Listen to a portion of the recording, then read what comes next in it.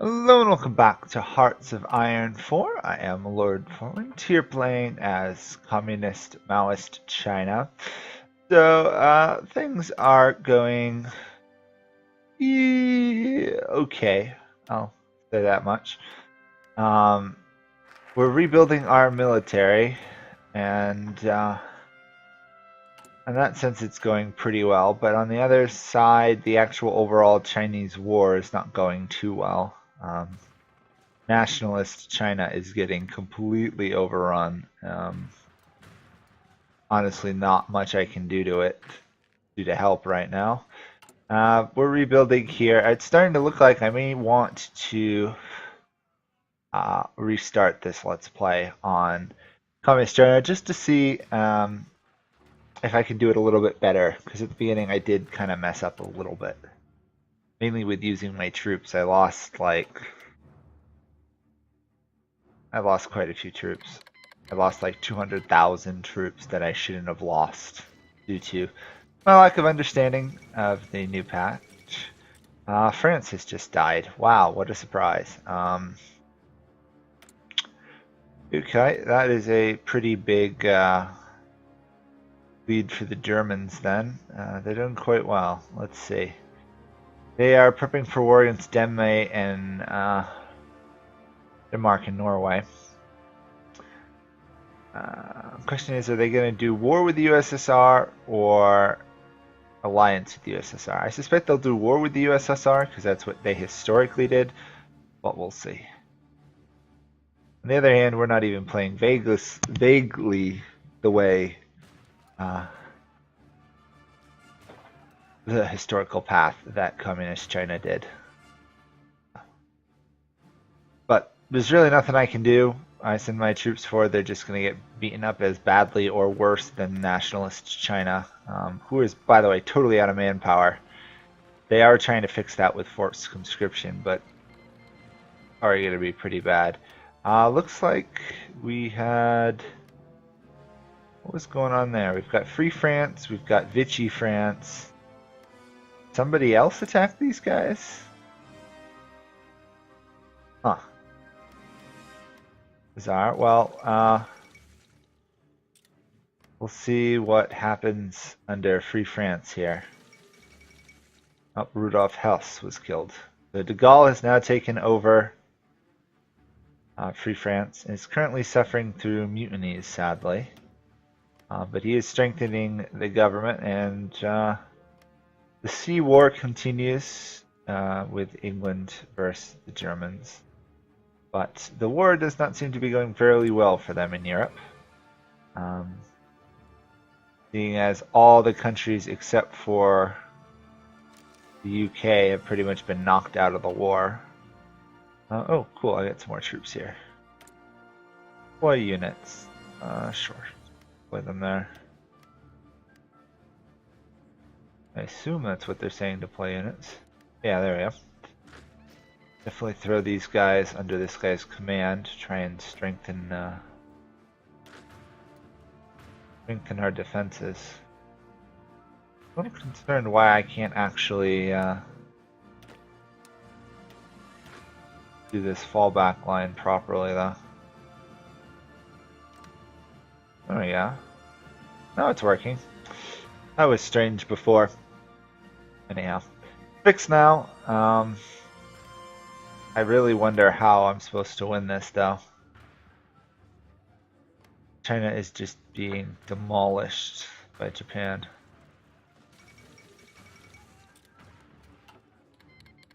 Denmark has joined the Allies. Well, there goes Denmark.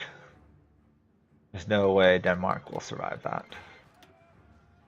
And Norway. Norway, on the other hand, might actually survive. We'll see. Question is, will my buying tanks here actually do anything or be totally useless? I'm going to say they're going to be totally useless, but you never know.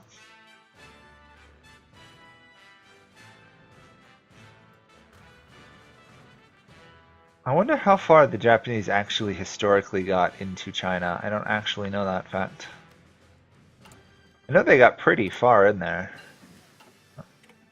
There we go. Slightly better Mountaineers infantry can only help. Hopefully strengthening our support weapons, specifically our infantry defense, would be useful.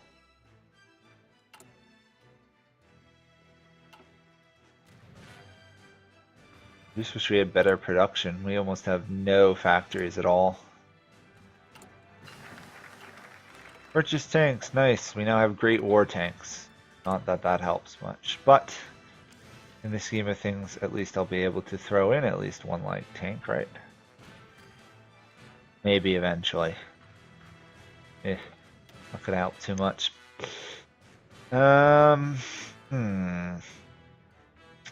Soviet designer would be nice, but I don't know how much it would help me.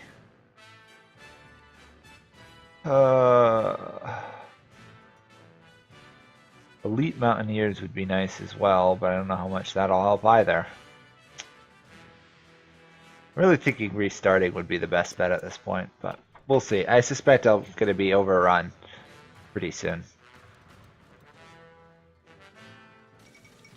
Denmark has capitulated. Okay. Let's switch production 1 into a tank. That way we at least have some tank income. Considering we do about 2 a month, so...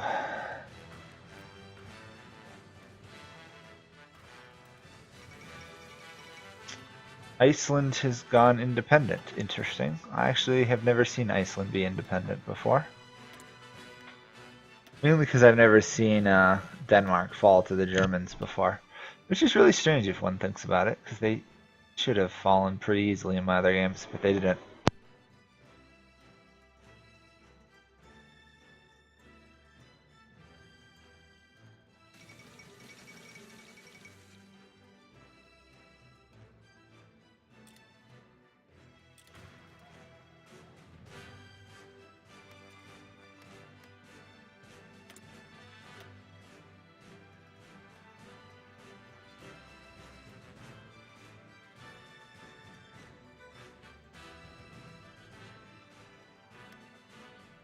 Well, let's see. The English have been kicked out of Cairo, and it looks like the Soviets are going to go to war with the Finns.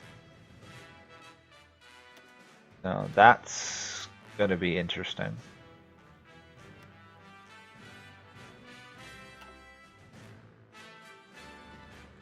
Oh, I really need more troops on my borders.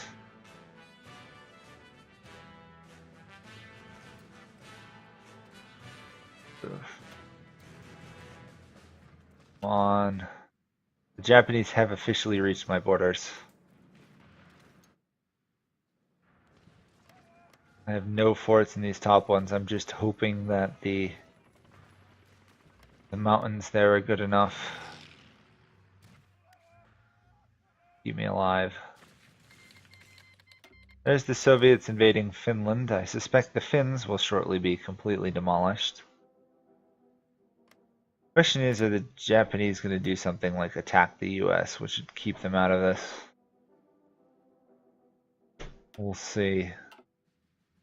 So far, our defenses have yet to be tested, but I imagine that will change fairly soon. It would be nice if I could get those tanks out there faster, but... war propaganda. We have full propaganda, so that's not even vaguely needed. True, well, we could launch communist uprising. We'd have to infiltrate all their states. We don't have the manpower for that.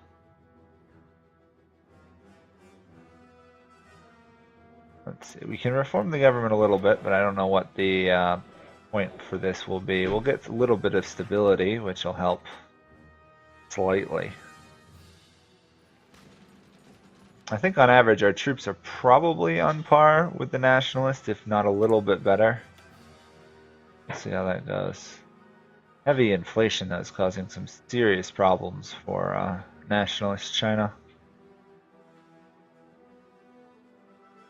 Hopefully they manage to bring it in with some price controls and other stuff. Well, they are getting price controls, and they'll reform the bank and stuff. So maybe they'll balance it all out, but I don't know. That's not good. Shangzi or whatever just capitulated. Just constant losses on every front. This is even with Nationalist China actually being able to reinforce its armies now. The troops are well prepared for the defense. I don't know how it'll go though. I think we only have what, one Mountaineer division? They're not even in the mountains, they're just in the hills. That might not be good. Oh well, we'll see how it goes. I fully expect to be overrun in like the next episode or so. If I'm not, I'll be very surprised. Meantime, I'm going to deploy as many troops as I can in the front lines in hopes of keeping us alive.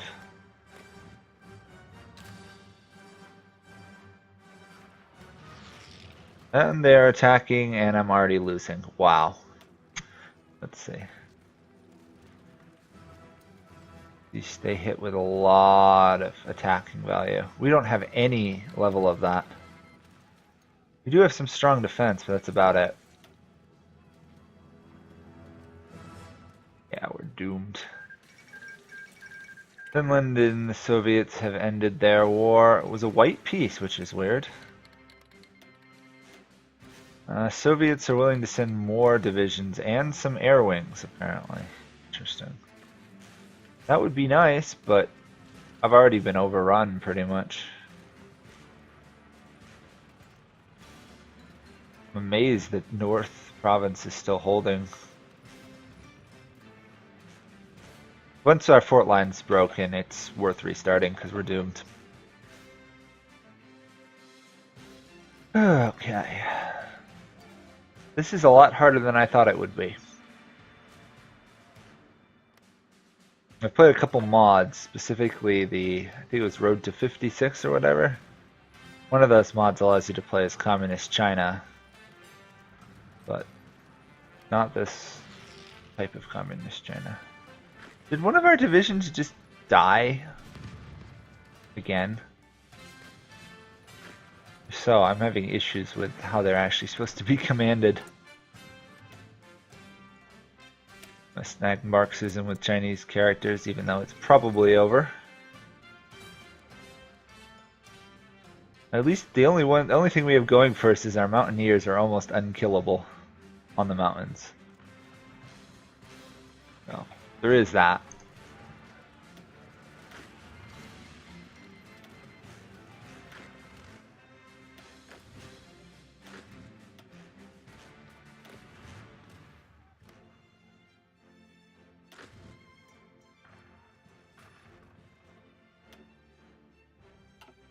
And there it goes, all downhill from here. Just rush out as many troops as possible, but probably not much I'll be able to do. If they take any of these forts, it's truly over. That one was a desert fort, so not the worst. The sad fact is the Japanese have only taken 500,000 losses and we've lost over 5 million. To the point that China's out of troops. Probably again. Almost. Well, no, they've actually managed to switch away from something to get some more troops. I don't know how they suddenly got 1.5 million coming in, but they have. Oh, for once Japan overextended and got surrounded. Not anymore. There we go. It's over. Okay, so on that note, we've lost this. So I'm actually going to make this into just a general restart video. So overall, we did a score of 2. We were 46th in the world, which isn't too terrible, but not that good. So I'm thinking this time the big priority should we kind of do what I did last time with the border wars. which would be really good. But I think I'll stay with Maoist China. I'm only on regular, so I should be able to do it. Should be possible. Okay. So, first priorities. Let's see, what do we have for penalties? Aftermath of the Long March is really bad. Low popular supports and power struggles are also really nasty. On the other hand, snagging foreign investors gives me 2 civilian factories at the beginning, which is pretty good.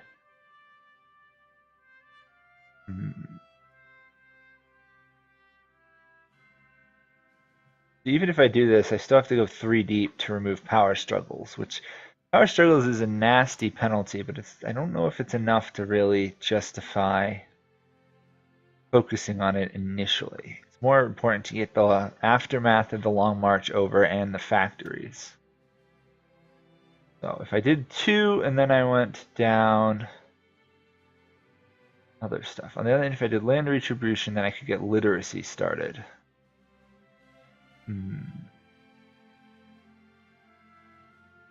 I think I'll start with strengthen the Central Secretariat, get agrarian socialism, then hit land redistribution. No, then I'll get the civilian factors, then come back. So first things, let's get better guns. How big is the difference here? Soft attack, 3, hard attack. Okay, so it is a major boost in combat strength. Mass Assault Doctrine isn't too strong. What's the problem? I kind of almost want to go down Superior Firepower Doctrine, but I don't have any support really. On the other hand, Trench Warfare would give me max entrenchment and defense. Max Planning. Planning's nice, but I don't know if it's enough.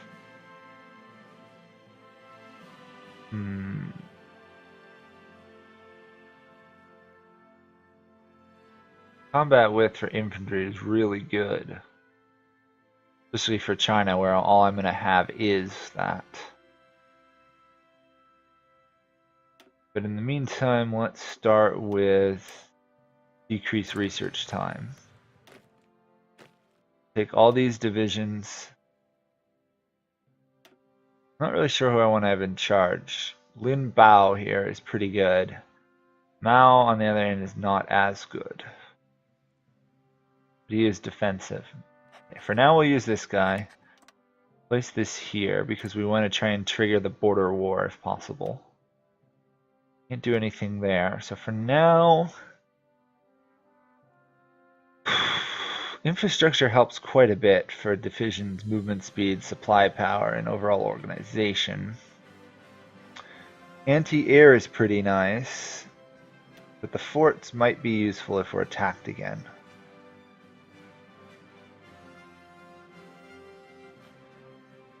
Actually, wait, I don't even have an airport for planes, even if Russia supplies them. Okay, for now, let's do land forts. We probably won't even manage to complete that by the time we get other stuff. So let's raise a few divisions. I don't think we have anything else we need to do right now. No, I think we're good. Okay. I'll just do this for a minute or two and then we'll start a new... Actually, no, let's end here. So we're started out, plan to restart it next episode. Thank you guys all for watching. Sorry I have to restart, but hopefully it'll be more entertaining the second time around. Bye for now.